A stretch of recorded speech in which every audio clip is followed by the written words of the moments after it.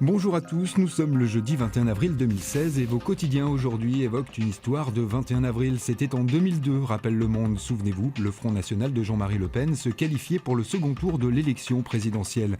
Alors 2017 sera-t-elle la chronique d'un 21 avril annoncé? La prochaine élection présidentielle s'annonce-t-elle comme une élection à un seul tour face au Front National? C'est ce que redoutent vos quotidiens ce matin. Interviewé dans Les Échos, le politologue Jérôme Sainte-Marie estime que la droite et la gauche se partagent seulement la moitié des électeurs, alors que les abstentionnistes et le vote de protestation se partageraient l'autre moitié. On a une grande dispersion des voix, dit-il, à l'exception d'une seule, le Front National, qui se maintient un peu en dessous du tiers des intentions de vote au premier tour. Au PS, bien entendu, le spectre d'un nouveau 21 avril est vécu comme un cauchemar chez les militants. 20 minutes est allé à leur rencontre.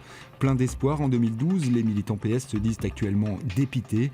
Je garderai ma carte car je suis profondément de gauche, mais j'attendrai le congrès du PS qui suivra après mai 2017 pour renouveler les équipes et changer vraiment de politique, explique Thibault, 21 ans.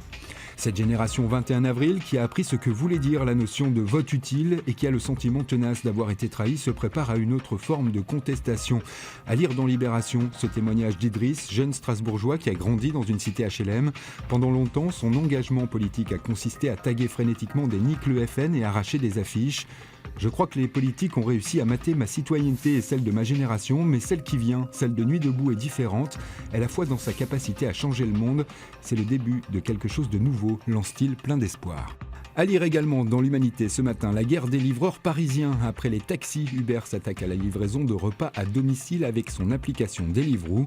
L'efficacité du système est sidérante. 2 minutes suffisent pour installer l'application et accéder au menu de centaines de restaurants. 16 minutes montre en main entre la commande d'un menu japonais dans un restaurant du 10e arrondissement et sa livraison au nord de Paris. Et le client ne paie rien ou presque, à peine 2 à 3 euros pour chaque course. La finalité, elle, reste la même selon l'Humanité, transformer les salariés en auto-entrepreneurs pour ne plus verser les cotisations patronales, d'où cette équation faite par le quotidien Uber plus El Khomri égale la fin du salariat. On termine cette revue de presse avec le dessin du jour de Plantu et le burn-out politique d'un certain Pôle emploi. Il faut bien reconnaître qu'il y a de quoi s'y perdre aujourd'hui et que pour lui, ces dernières années n'ont pas été terribles. Bonne lecture et bonne journée à tous.